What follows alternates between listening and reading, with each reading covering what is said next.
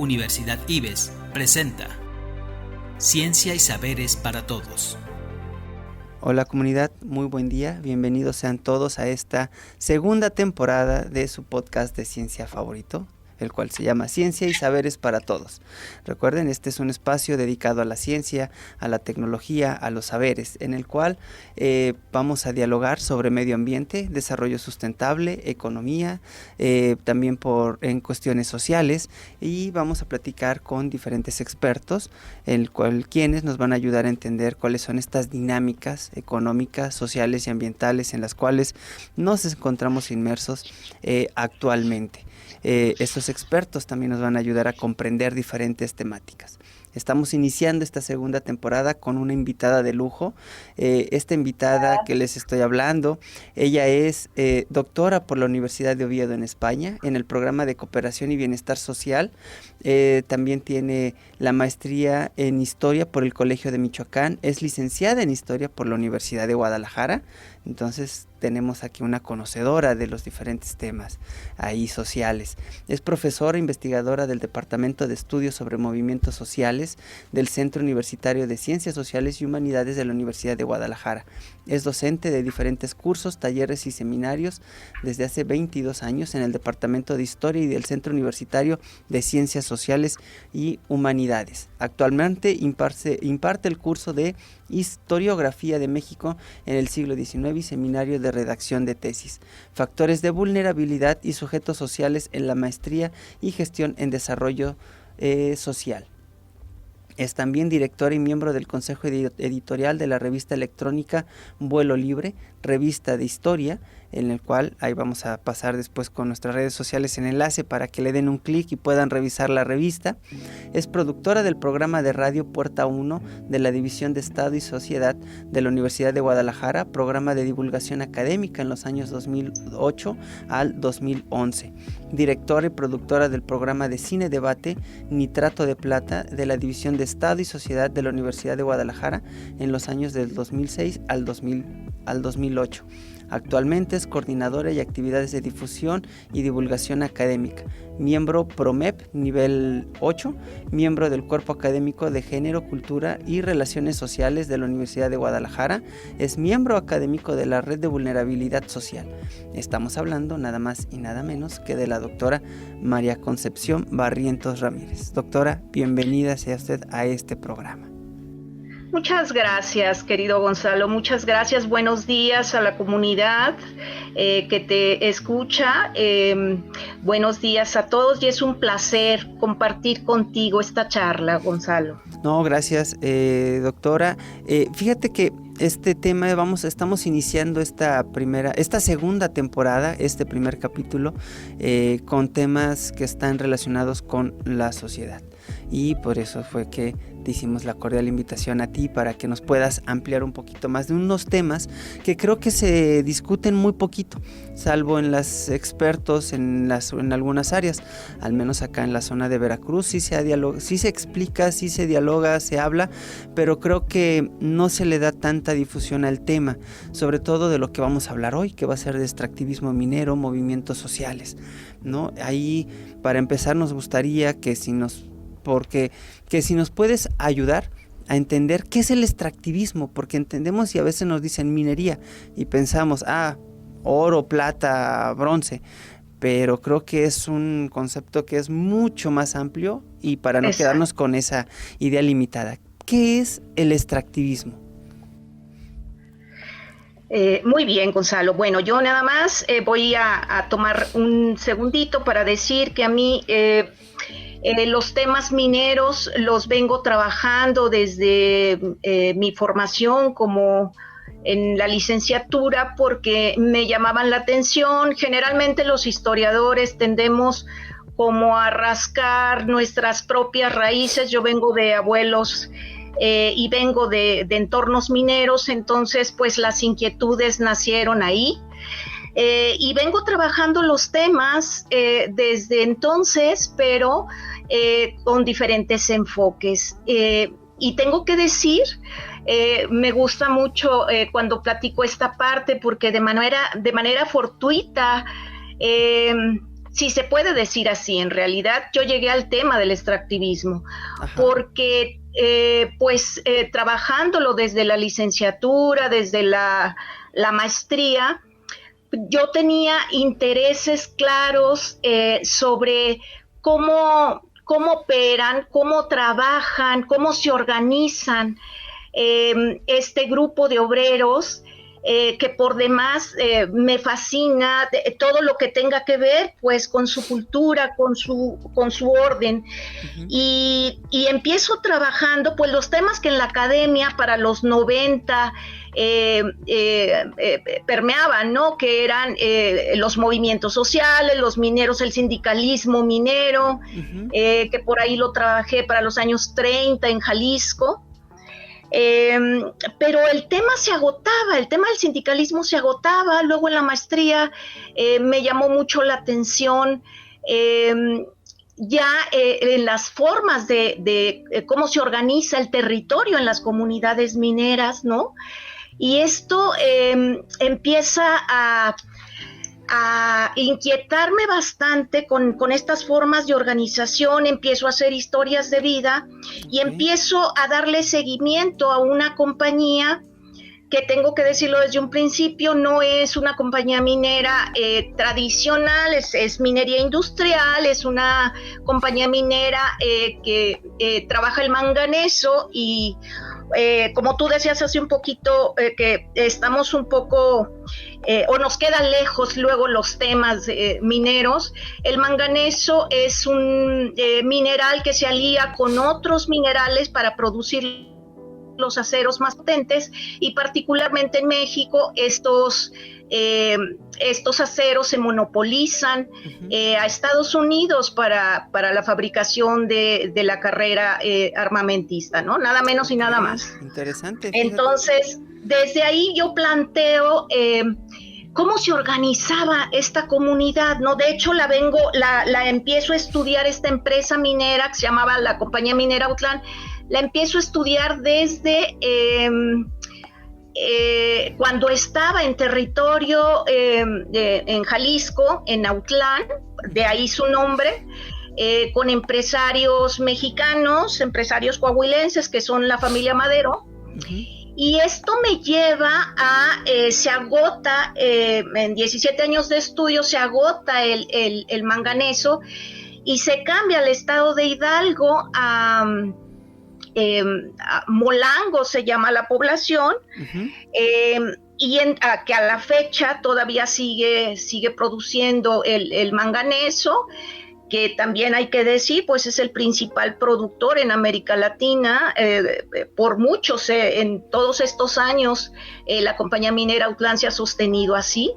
Sí. Y ahí es que en ese preciso momento, con esta inquietud de trabajar cómo se organizaba esta comunidad minera, de hacer seguimiento a las trayectorias familiares de algunos mineros, es que yo llego a una problemática específica, que es que están cambiando esta minería tradicional, esta minería con este formato nacionalista, paternalista, ¿no? Que como se organizaban. Y entonces ahí se está produciendo un cambio. Cuando yo estoy haciendo este estudio, finalizando la maestría y para presentar el proyecto de doctorado, y entonces empiezo a revisar como por dónde podía empezar a trabajarlo. Había para entonces todavía poca literatura dentro de la academia, poca literatura al respecto, pues, de cómo abordar el tema del extractivismo. Sí.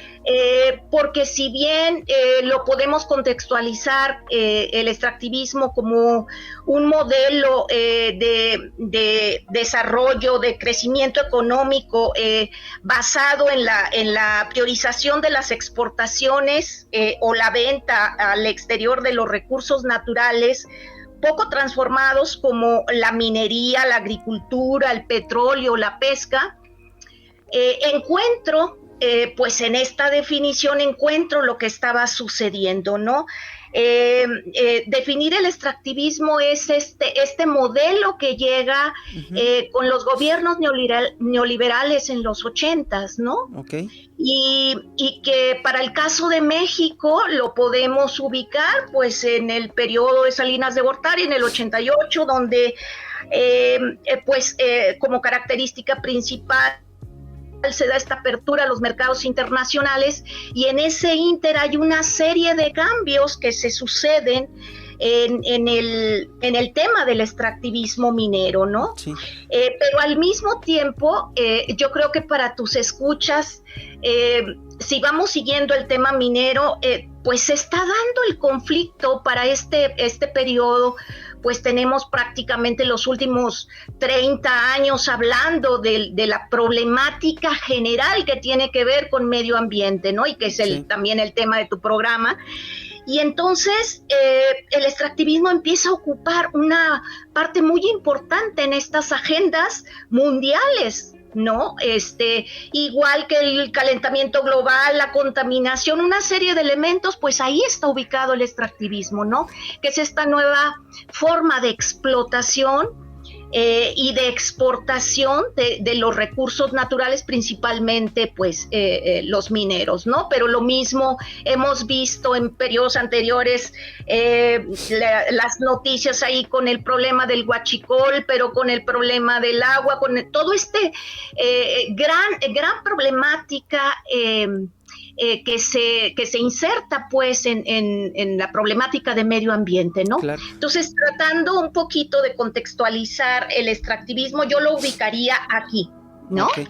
Fíjate que ahí acabas de mencionar, hay una parte bien interesante de este tema, y esto lo quiero también traslapar o llevarlo acá al territorio, en la zona de Veracruz. Hace ya varios años que se ha estado hablando del tema minero. De hecho, por ahí hubo varios movimientos sociales justamente que estaban en contra de estos procesos mineros, ya que el extraer estos minerales, no sea el que sea, porque normalmente uno pensaría que es oro, plata, y pues desconocemos realmente cómo son los procesos de estas industrias para poder extraer. Por ejemplo, acá en la zona de Veracruz, en la zona central, hubo una concesión que se llama Caballo Blanco, ¿no? Y de ahí fue cambiando de nombre para temas legales, por los permisos y bueno. Pero lo que mencioné, ellos iban a extraer oro. Y para este proceso de extracción de oro, toda la contaminación que iban a generar, porque iba a ser una minería a cielo abierto, y cuando dijimos, bueno, minería a cielo abierto acá en Veracruz, ¿y eso qué es, no? Hasta que realmente entendimos que era extraer, pasar por un montón de ácidos y de diluir toda la tierra, las piedras, para poder sacar gramos de oro que iban a tener ellos. Y pues y de ahí pensamos, bueno, y todo ese ácido, toda esa contaminación, ¿a dónde se va a ir? Pues se va a ir escurrientes abajo. Y entonces las personas que vivían en la parte baja de la cuenca empezaron a decir, hey, momento, esto va a representar un gran problema para nosotros, porque vamos a tener ahora toda esta contaminación nosotros. Sí, por un lado que se va a beneficiar esta parte de exportaciones, pero ni siquiera es de nosotros, ¿no? Vienen empresas extranjeras, extraen, y al final del día todo ese recurso, todo ese beneficio económico se lo llevan a otro lado. Y aquí la venden con la idea de vamos a dar empleos, pero empleos mal pagados, condiciones, qué tipo de condiciones van a ser, y también las condiciones que van a dejar a la vida de las personas una vez que ya hayan empezado las labores o estas extracciones, como este modelo de desarrollo. Entonces acá las personas también empezaron a tener un levantamiento importante, a alzar la voz, y lograron parar ahí el proyecto de la mina, y así como otras, pero fue gracias a la sociedad. Si la sociedad y las personas de estos poblados que estaban en la zona central no hubieran dicho nada, pues ahorita quién sabe de qué catástrofes ambientales estaríamos hablando. Y claro, lo peor del caso es, como bien mencionas, estas empresas que se llevan este recurso, pues vienen acá a México con las peores prácticas, con prácticas que en sus países no los dejan hacer. Entonces eso se complica, ¿no? Creo. Exacto. Mira, tú pones un ejemplo, pero a mí me gustaría ponerlo en el marco de lo que viene sucediendo con el tema del extractivismo. Híjole, es que ni siquiera puedo decir, el ejemplo más claro es América Latina, ¿no? Los ejemplos están ahí, pero es un problema mundial, pues me tocó para la tesis del doctorado en el 2012, estar en uno de los movimientos sociales más importantes que ha tenido España con el gobierno de Rajoy, donde dan de baja todos los pozos mineros de la región de Asturias, que es la región minera que caracteriza además y políticamente la izquierda de España, ¿no? Prácticamente, y que empiezan las prejubilaciones. En el discurso de Rajoy decía, no es que se acabó el carbón, ¿no? Que es el que alumbra España completamente, sino simplemente con este fenómeno del extractivismo, evidentemente España encuentra este mineral, pues lo encuentra a costos mucho más accesibles, mucho más baratos, y entonces cierran. Todo este periodo lo ha vivido Asturias en los últimos años, cierran los pozos mineros y por tanto, nada más te digo, hablando de catástrofes, pues también cierran toda la parte de Asturias, es una región minera. Sí. Se cerraron todas estas posibilidades y ahora, bueno, pues la población, por eso te digo que se hizo esta protesta generalizada, que acudieron, hubo como esta solidaridad de parte de muchos movimientos mineros europeos, se solidarizaron con el movimiento español, pero por lo mismo te estoy diciendo que este fenómeno del extractivismo retrata a nivel mundial. Si nos vamos a América Latina, por eso te digo, me encanta el ejemplo que pones. Si nos vamos a América Latina, pues tenemos, los estudiosos han coincidido en definir el extractivismo convencional como esta forma irracional de utilizar los recursos, ¿no? De la explotación y de la exportación. Pero también habrá que decir que, por ejemplo, ahora hay un debate sobre el concepto del extractivismo convencional, que es y esto que llamamos o que se ha llamado en América Latina en los gobiernos progresistas el neoextractivismo, y que no es otra cosa que la participación o el control del Estado en este caso, y tenemos ejemplos claros, como puede ser Bolivia principalmente, que es la representación de la actividad minera más importante en América Latina, o una de las representaciones, pero también otros dos ejemplos muy actuales, que es Colombia y Ecuador, y que son estos modelos, ¿no?, de gobiernos progresistas, pero que si quieres que te lo diga así en términos ligeros, pues sí, es la participación que dizque más activa de los gobiernos, el control del Estado, ¿no? Pero que a fin de cuentas los resultados son los mismos, ¿no? Una explotación indiscriminada del recurso, ¿no? Y con esto, pues, perdóname un poco lo que tú decías, lo que trae como consecuencia, ¿no? Estas catástrofes que se hacen a cielo abierto. Nada más rápidamente para decirte, el ciclo de la minería es un ciclo aproximadamente de 10 años. ¿No? Para que se complete todo el ciclo. Claro. En los últimos 30 años, pues las empresas transnacionales pues se han dedicado a borrar completamente, alterar este ciclo digamos, de la minería sustentable, racional. Lo ha alterado de tal manera que, bueno, pues encontramos la presencia de empresas transnacionales en América Latina en porcentajes altísimos, ¿no? en México nada más, por el caso México, por decirte, hay un 93% del territorio minero que está tomado por las empresas extranjeras. Un 63% de ese porcentaje solo lo tienen las empresas canadienses, ¿no? Uy. Entonces pero también si yo te hablo, esto para el caso mexicano, pero si te hablo para el caso argentino, por ejemplo, está captado completamente. Las transnacionales canadienses tienen el 95% de las concesiones mineras.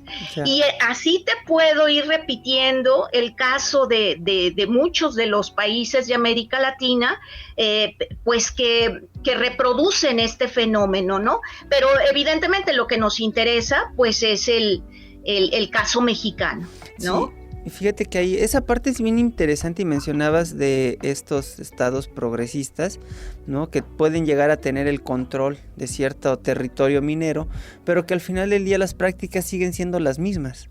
Entonces, ¿cuál es el beneficio, ¿no? De poder decir, está en poder del Estado o está en poder de privados, de empresas transnacionales, pero las prácticas son exactamente iguales. Exacto. Entonces ahí no hay ninguna visión progresista tal cual, ¿no? Exacto, hay una crítica que se ha hecho muy fuerte desde la academia, pero desde la parte mediática, por ejemplo, al gobierno de Evo Morales, ¿no? Uh-huh, sí. Donde él decía, nosotros somos la representación del neoextractivismo, donde no permitimos que la transnacional tenga toda la posesión del yacimiento, sino nosotros regulamos como el Estado.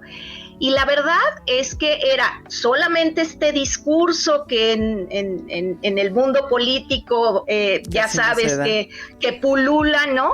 Y entonces hay escenas de Evo Morales brindando con las transnacionales canadienses y haciendo un brindis por la Pachamama, ¿no? Que ya sabemos, la Pachamama es la tierra, son las minas, es este tesoro que además en toda América Latina desde el siglo XIX en nuestras constituciones se supone que el recurso natural es soberano y así se debe de defender también habrá que decir, ¿no?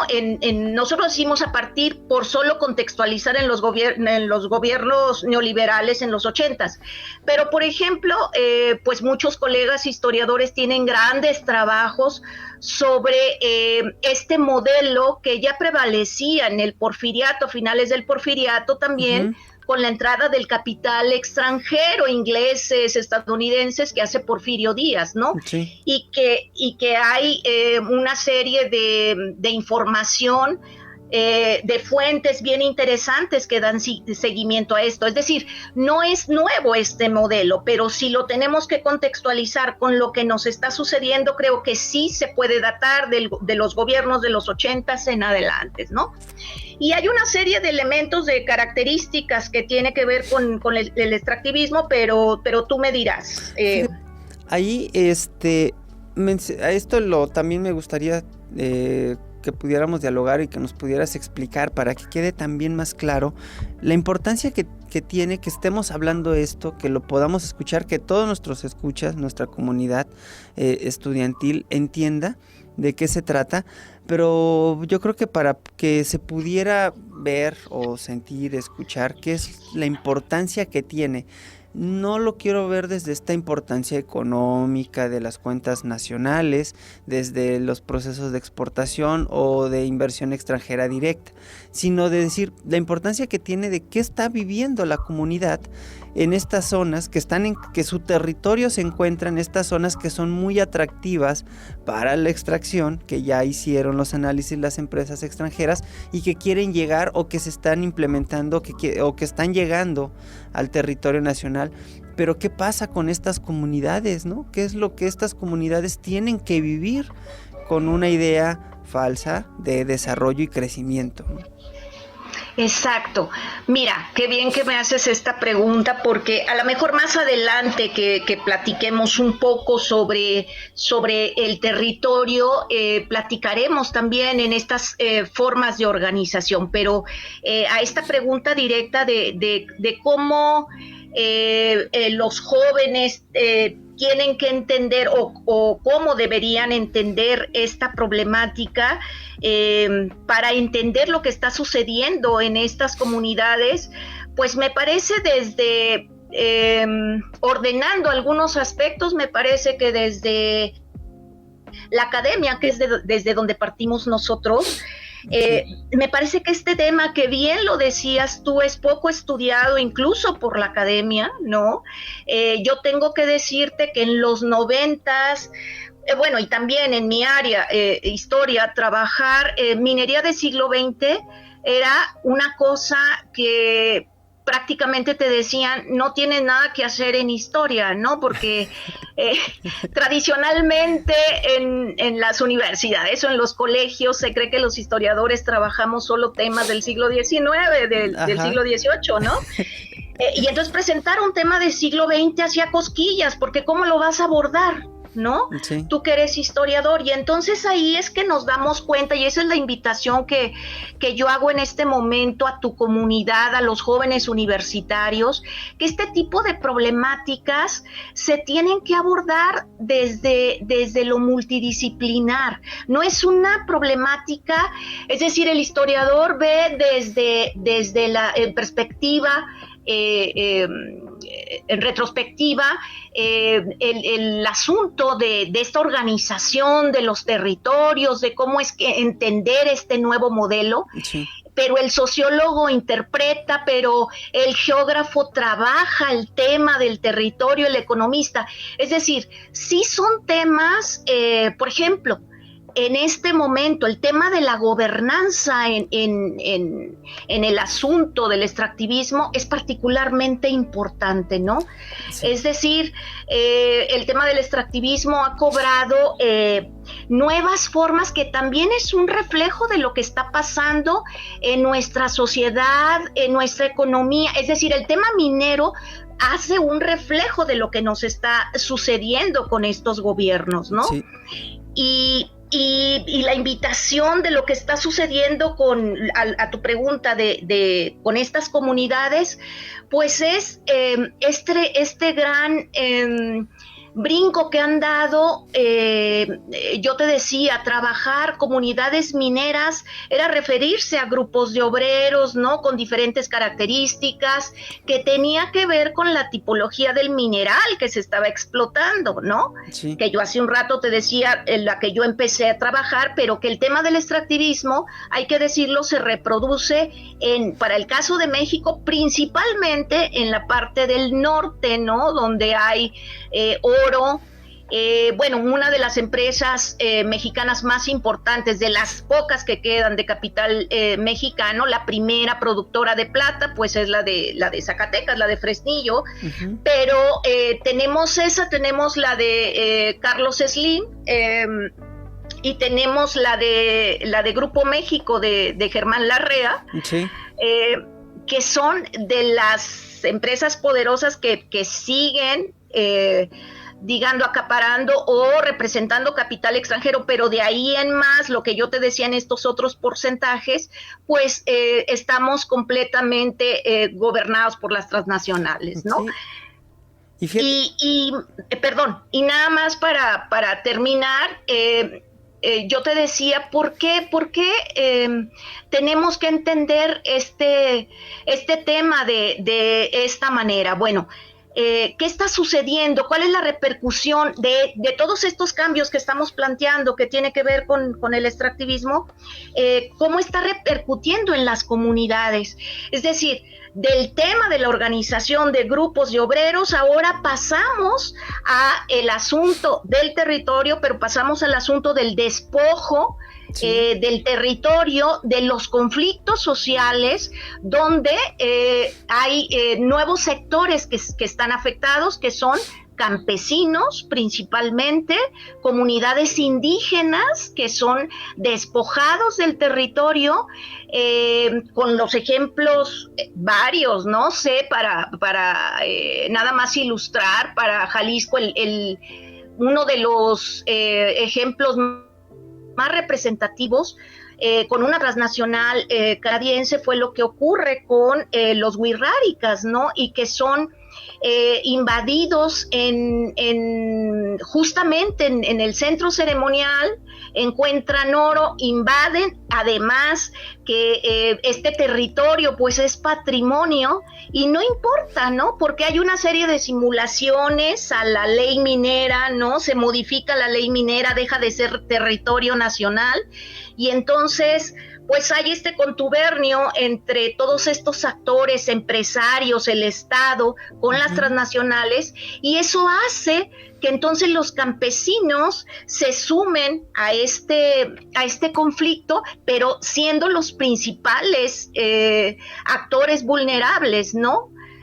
También los mineros vienen a cambiar completamente, hay otras formas, se vienen agotando, pues desde los 50, estas nuevas formas de corporativismo sindical, y entonces en este momento, en varios de estos retratos de lo que está sucediendo en las mineras, pues es justamente a merced, los empresarios incluso están a merced de las transnacionales en esta negociación de, ok, te dejo pasar, pero entonces dame mi parte.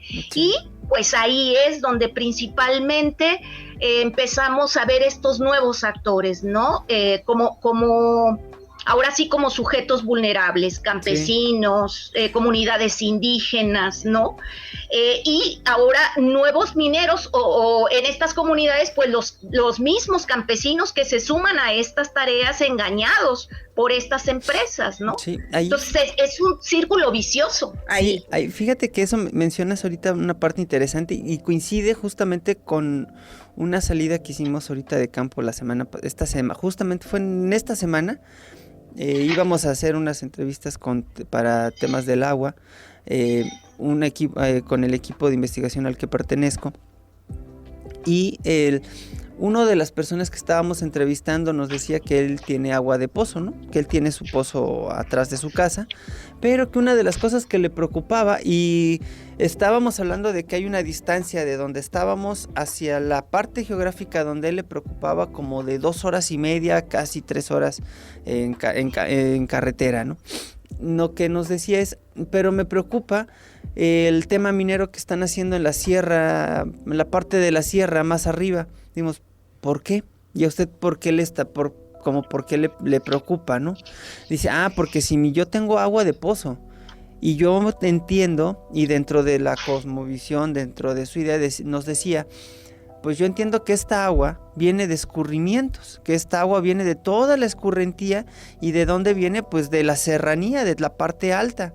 Y dice, y ojo, en esa parte alta quieren hacer explotación minera y quieren hacer exploración minera, entonces yo me sumo, aunque no es mi municipio, no es mi territorio, porque no es en las zonas donde yo me muevo, donde tengo mi vida, mi cultura, la familia, las amistades, dice, pero lo que pase ahí arriba me va a repercutir a mí, porque yo sí quiero seguir teniendo agua. Y si esto extraen allá arriba, probablemente pueden pasar 2 cosas. Se desvíen los cauces o me van a contaminar, y entonces por escurrimiento mi pozo también se va a contaminar. Entonces yo me sumo a la preocupación y me sumo al alzar la voz de los compañeros que están en la parte alta. Y eso me llamó mucho la atención. Dije, oye, qué interesante, qué bueno que ya las personas están visibilizando estos puntos y decir, lo que pase arriba me va a afectar a mí aquí abajo. Y en el tema de la minería, claro, ¿no? Y eso me lleva a hacer una pregunta, pero antes, aquí sí vamos a mandar a nuestros patrocinadores y de regreso vamos ahí a tocar ahí un tema que tiene que ver con la comunidad, si son visibles o son invisibles ahí estas personas. Pero antes, vamos a un corte, vamos con nuestros patrocinadores y en un momento regresamos. Desde luego que sí.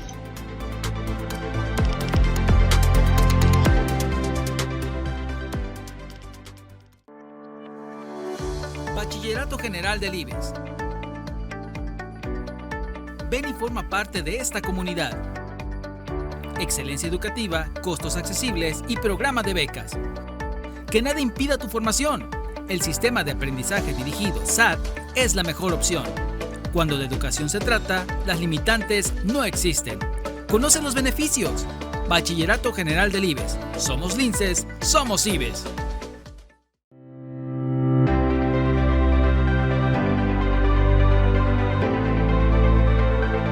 Hola, ¿qué tal, comunidad? Estamos de regreso aquí ya en su programa de ciencia favorito, Ciencia y Saberes para Todos. Estamos platicando con la doctora Barrientos de un tema bien interesante sobre extractivismo, sobre minería y también qué es lo que viven en estas comunidades. Antes del corte les decía que íbamos a regresar con un tema del territorio, de las comunidades. Y esto me hace la pregunta, el decir desde tu experiencia, desde todo el trabajo que has visto, que has estado en diferentes partes, tanto de la República como de Latinoamérica y que nos decías hace rato en España. ¿Realmente estas comunidades son visibles ante esta problemática y visibles ante otras personas que no están ahí cerquita, que no están cerca, que no comparten el territorio? Yo creo que esa parte es bien importante que se puedan visibilizar, porque si no las vemos, no sabemos cuál es el problema, y si no sabemos cuál es el problema, no vamos a saber cómo resolver y ni siquiera cómo apoyar, ¿no? El decir, bueno, y yo que estoy acá en la zona urbana, ¿cómo apoyo a estas comunidades, ¿no? ¿Cuál puede ser mi labor? Y eso, algo que mencionabas hace rato del tema de la gobernanza, es bien importante. Claro, ¿no? Claro. Entonces, ahí quisiéramos saber ¿cómo ves ahí esa parte? Mira, por eso hace rato te hablaba de la urgencia de estos estudios con carácter multidisciplinar, porque es decir, dentro de las disciplinas pues es sumamente necesario contar con esta información de tipo multidisciplinar que permita entender este proceso justamente, ¿no? Y a tu pregunta directamente, si son visibles, yo creo que el tema, aunque lo podemos entender de verdad a nivel mundial, es un problema que está repercutiendo a nivel mundial, hay características micro que las hacen, y también macro, las estructurales, que las hacen diferentes a partir del espacio, del territorio, ¿no? Uh-huh. Yo te ponía el ejemplo de España con la organización, de la organización de los movimientos mineros más importantes en los últimos años, que fue la Marcha Negra en el 12, ¿no? Y que está reclamando lo que está sucediendo con el cierre de los pozos mineros. Pero también tuve la oportunidad, al mismo tiempo que yo estaba estudiando mi fenómeno aquí en México y lo que estaba sucediendo, tratando de entender a nivel macro lo que estaba sucediendo en México, que lo interesante fue cómo mi estudio de caso me fue llevando. Encuentro en un viaje que hice a Bolivia, y que visitamos minas, fue un viaje de estudio que visitamos minas y demás, y me encuentro con una serie de características que no tienen que ver con digamos, las características del espacio mexicano. A lo que quiero ir es cómo hay una diferenciación a partir de los gobiernos, ¿no? Por eso yo te hablaba de los discursos falsos de este neoextractivismo con Evo Morales, ¿no? Donde, por ejemplo, los mineros, pues es un uso y costumbre que menores de edad trabajen en una jornada de 3 días solamente masticando coca dentro de las minas, además en las minas con todas las características de inseguridad que te puedas imaginar, porque no hay una supervisión, ¿no?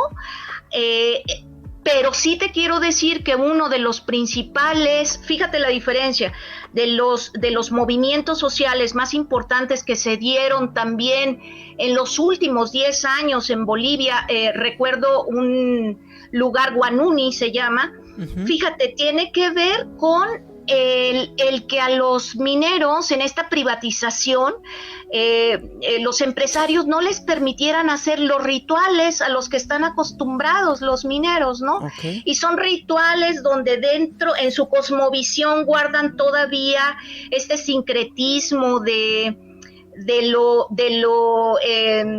un poco de lo cristiano, pero de lo prehispánico. Y entonces hay esta idea que hay un vigilante, ¿no?, dentro de las minas que fecunda la Pachamama, que es la tierra, que es la mina, y entonces se producen los minerales pues más ricos que hay. Y para esto cada jueves se hace este ritual. El que los empresarios les prohibieran, además por las condiciones, yo te estoy hablando que estos rituales prenden inciensos, prenden en las cavidades mineras, que no te puedes, sobre todo de minerales preciosos, que no te puedes imaginar lo peligrosos que son. Entonces imagínate, expiden estos gases, las condiciones son paupérrimas que yo en México, en las minas que he visitado, no las he visto, ¿no? Y mucho menos en España. Entonces sí me hacen una diferenciación, pero lo que me interesaba decirte de respecto de cómo se organizan en los movimientos sociales más importantes, pues en Bolivia tiene que ver con esto, los empresarios tienen que ceder porque de los movimientos importantes, sociales más importantes, fue el que no les permitieran hacer estos rituales. Y los empresarios tienen que doblar las manos y decir, ok, vamos. Y para el caso México, en el caso México también, en el asunto de cómo se organizan, también hay un tema que tiene que ver con la religiosidad un poco, pero también con este imaginario de la mina es mujer, todas estas subjetividades que hacen que los movimientos sociales que se registran sean diferentes en estos casos, ¿no? Pero particularmente en los últimos años, los movimientos sociales que se han expresado en México, conozco y estoy trabajando actualmente algunos de Jalisco, estoy haciendo un mapeo, apenas la información, fíjate, apenas la información mediáticamente la tenemos desde los 90, ya un poquito más conformada, ¿no? Sí. Pero la academia la empieza a trabajar un poco tardío, ¿no? De cómo se organizan y qué le está pasando a las diferentes comunidades, cómo se están organizando. Y yo creo, desde mi punto de vista y desde mi experiencia, que hace falta mucha información, porque entonces en la ciudad, por ejemplo, entendemos como por separado la problemática del huachicol, pero la problemática del agua, la problemática de las minas, como si fueran cosas separadas, sí. Y tiene que ver con lo mismo, ¿sabes? Entonces, sí me parece que ahorita en estos últimos, pues como ha sido mi tema de estudio, sí creo que en los últimos 10 años ha habido una producción importante donde, te decía hace rato, ya se pone a juicio lo que está sucediendo para visibilizar a estas comunidades, sí. ¿No? Precisamente. Pero hay otro actor que no he nombrado, que lo he dejado de lado, pero que me parece que hablar en este momento de cómo se visibilizan estas comunidades, pues es estos actores que hay que tratarlos con pincitas, y que es la presencia del narcotráfico, ¿no? Ah, ese es otro también, tema también. Claro, bien claro. Difícil. Yo por eso lo dejo aparte, porque creo que contesta en gran parte a tu pregunta de si se visibilizan o no. La presencia, en este mapeo que yo estoy haciendo en Jalisco, es difícil. Te pongo un ejemplo. Para el caso de Autlán, he querido seguir... hay una contratación, hay, digamos, con la llegada de la minería, pues está, digamos, toda la infraestructura para sacar por Manzanillo el mineral y demás. Entonces, pues ahí el narcotráfico ha aprovechado para usarlo contratando campesinos de Guerrero, migrantes, ¿no? Sí. Y que casualmente ni la parte mediática, ni las universidades, ni dan cuenta de quiénes son, de qué tipo de trabajadores están, porque pues de la noche a la mañana son desaparecidos, ¿no? Y entonces ahí, ¿cómo le das seguimiento a esto? Yo quise hacerlo, es imposible, además de peligroso, ¿no? Entonces, este retrato que yo tengo para Jalisco, no te quiero decir para el sureste, para, no sé, con ustedes, Veracruz, Chiapas, ¿no? Pues cómo se ha duplicado y cómo se ha enfrentado, donde ahora el pastel, pues la mayor parte también tiene que ver con este nuevo actor, ¿no? Fíjate que esta presencia. Actor, y que este actor se está involucrando cada vez más, ¿no? Pero como bien dices, es peligroso para las comunidades, para la academia también, que quiere ir y hacer este tipo de mapeos, preguntar, hacer trabajo de territorio, trabajo de campo, se vuelve bien difícil también para ellos y peligroso, ¿no? Claro. Y ahí es donde tienes que poner, híjole, en la balanza, ¿qué hago? ¿No voy? O mejor me quedo aquí en mi escritorio y busco otra cosa, y lo cual es muy comprensible, que posiblemente para muchas otras áreas, muchas otras disciplinas, ni siquiera nos imaginamos o podemos pensar en eso, porque nuestro trabajo no es, o el trabajo no es en el territorio, pero para los que hacemos trabajo en territorio, esa parte sí es bien importante, y cada vez que salimos es, a ver, ¿a dónde vamos a ir? ¿Cuáles son las condiciones y con quién vamos, no? Antes de arriesgarnos y decir, como posiblemente pudo haber pasado años atrás, de, sí, sin problema, vamos. Y eso es algo que no lo vemos. Mira lo que está sucediendo, que esa es la parte primordial que digamos, a lo largo de la charla, es la que ha estado como la parte central, que es lo que está sucediendo en las comunidades. Es que si tú lo miras desde ahí, se pone como muy difícil, pero también entenderlo, pues ¿por qué por qué se debilitan tanto estos movimientos, ¿no? En el seguimiento que yo estoy haciendo para Jalisco de los años 2000 a la fecha, me voy como estudiando estas regiones que han sido invadidas y tal, voy más o menos con la parte mediática, lo que me proporciona un poco del conocimiento con fuentes históricas que tengo del territorio, pero luego hay una parte donde ahí ya no tienes información, y todo lo que la parte mediática te dice, ¿no? Medios serios como La Jornada, desaparecidos, líderes campesinos desaparecidos, y ahí es que tú lo explicas a través de este fenómeno, ¿no? De los cobros de plaza. Claro. Exactamente, como lo dicen. Y este tema de los desaparecidos, por ejemplo, también de estos grupos o de estas personas se van debilitando estos movimientos porque buscan desaparecer a estos líderes, en el caso de los ambientalistas, ¿no? De estos líderes ambientales que están protegiendo el territorio, que están en la zona, y de momento pues desaparecen. Aquí en México tenemos ejemplos para echar para arriba, y creo que en diferentes estados, por desgracia, ¿no? Que han desaparecido estos grupos de personas, o que amanecen muertos. Completos. ¿no? Sí, colectivos completos que se han debilitado por esto, ¿no? Sí. Yo nada más en el rastreo que llevo en 3 años, hay 4 líderes desaparecidos que a la fecha no se sabe en los colectivos más importantes, ¿no? Sí. De aquí de Jalisco. Entonces, creo que esto sí representa un poco, sí ayuda a entender por qué insistir en que en nuestras universidades los jóvenes investigadores se tienen que involucrar mucho más.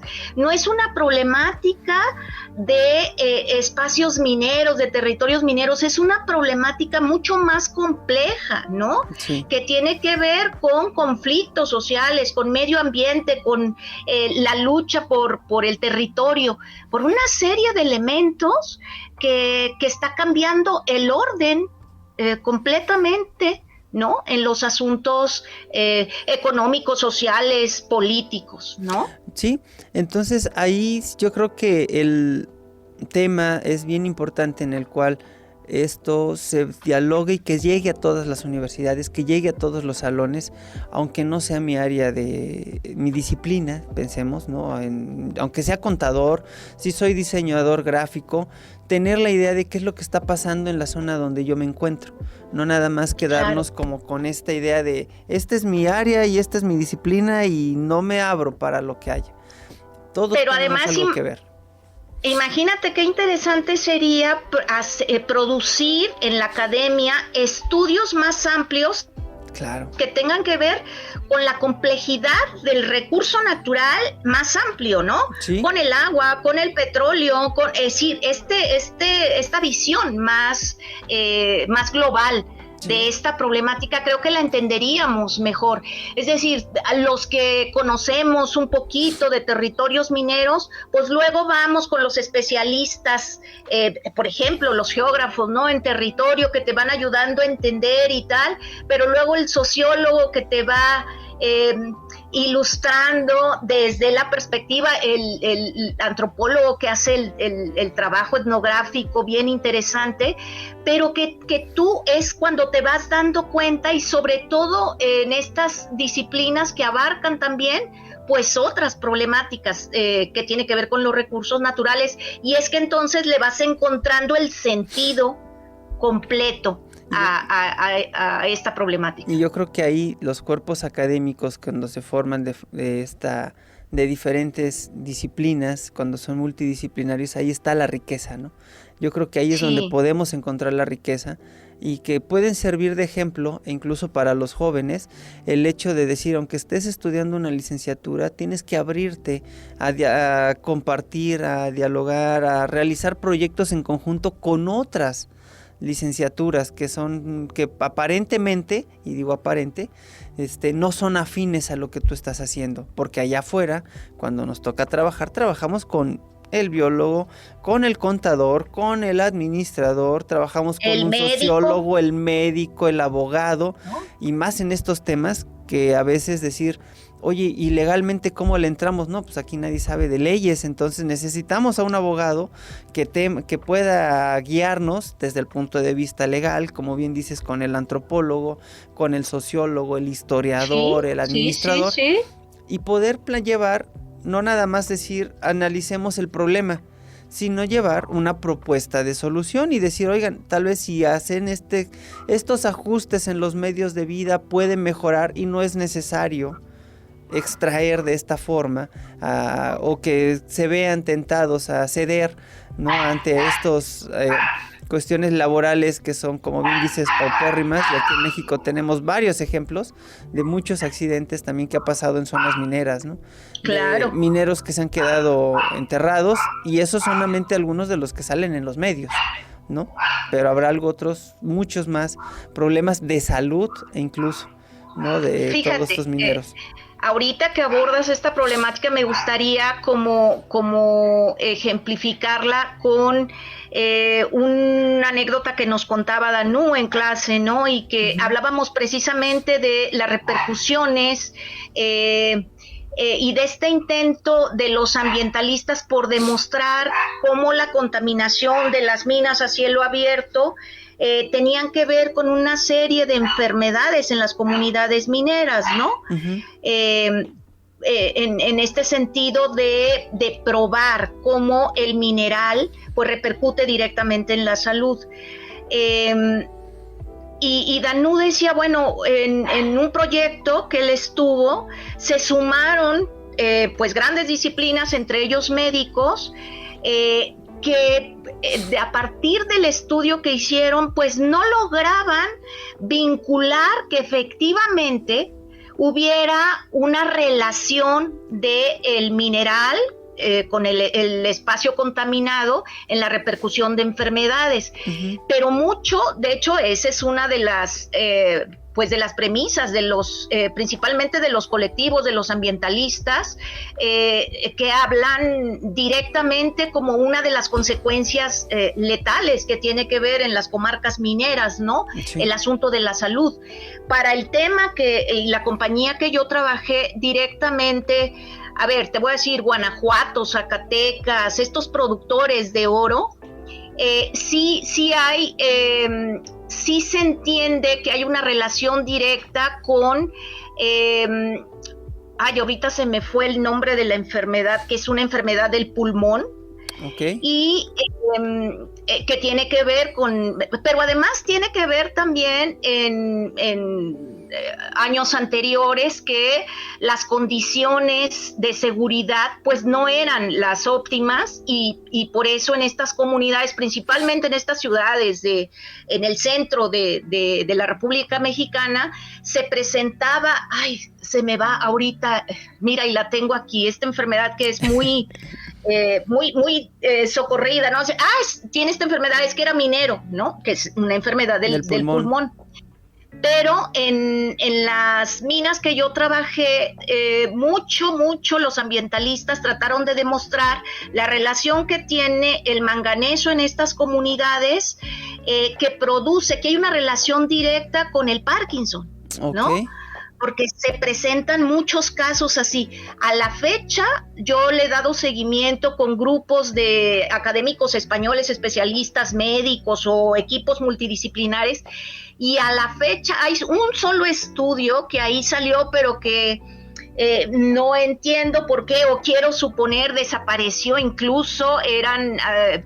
no sé, una serie de publicaciones que se habían hecho con los adelantos de esta relación directa que tenía esta compañía en Hidalgo, y a fin de cuentas supongo que como no se pudo demostrar enteramente, ahí quedó, ¿no? Pero ciertamente hay una relación entre los efectos que tiene que ver con la salud, el asunto de la contaminación de los espacios mineros, ¿no? Okay. Doctora, estamos platicando y ha sido una plática bien interesante. Por desgracia, el tiempo nos está comiendo. Le agradezco mucho, pero antes me gustaría que nos dijera su contacto por si alguien del auditorio quisiera conocer más del tema, se quisiera acercar, claro. Si tuviera algún contacto, qué es lo que viene para la doctora Concepción, en qué proyectos está, hacia dónde la podemos seguir, en dónde la podemos seguir, y ya para poder ir haciendo el cierre del programa.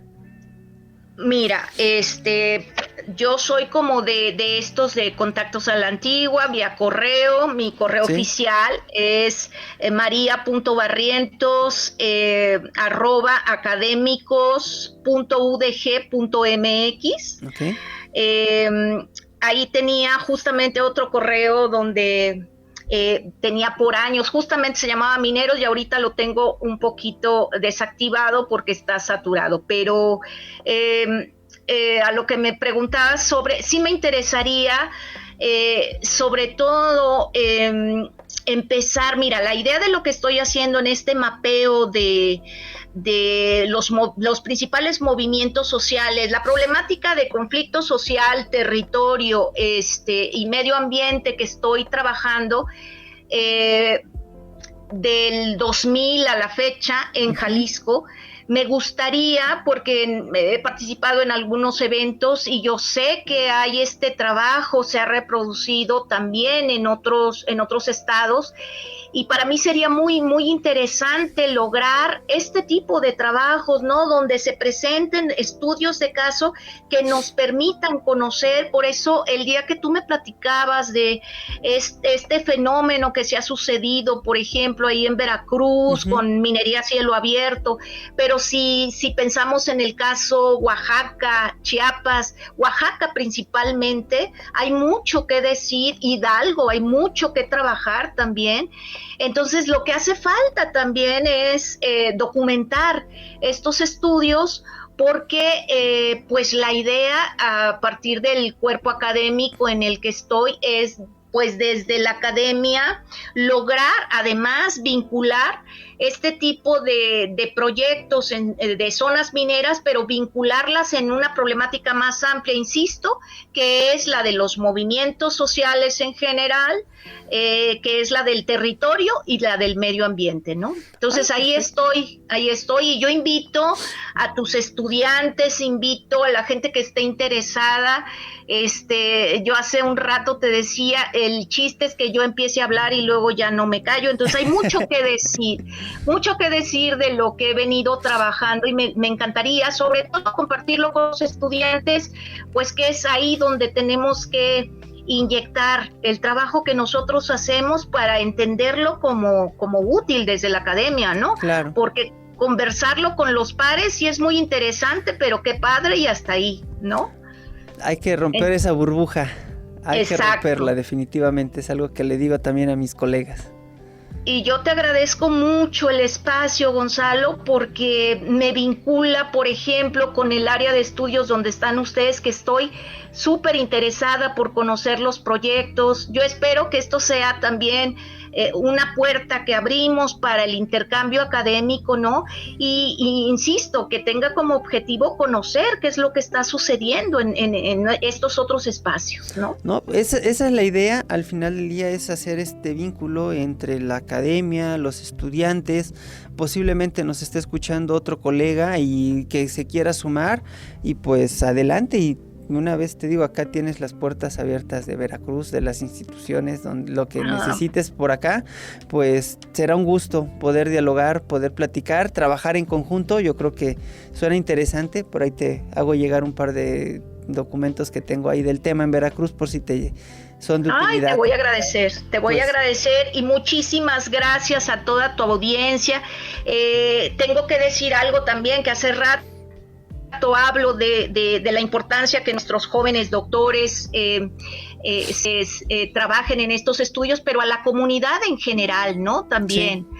a estos colectivos, a todos estos movimientos sociales organizados, más, menos, ¿no? Hay algunos que tienen más fuerza, hay algunos que van empezando, pero de lo que se trata, pues es de poner los puntos sobre las IES, sobre los actores de esta problemática tan compleja, ¿no? Pues entonces, muchas gracias, Gonzalo. No, hombre, gracias a ti, Concepción, muchísimas gracias de verdad por haber estado con nosotros, comunidad. Con esto cerramos este primer capítulo de la segunda temporada del podcast Ciencia y Saberes para Todos. Les recuerdo, estén pendientes la próxima semana de su siguiente programa, y le den ahí un like y que compartan la sesión. Que tengan muy bonita tarde, cuídense mucho. Hasta luego. Buenas tardes a todos, gracias. Adiós, hasta luego. Bye.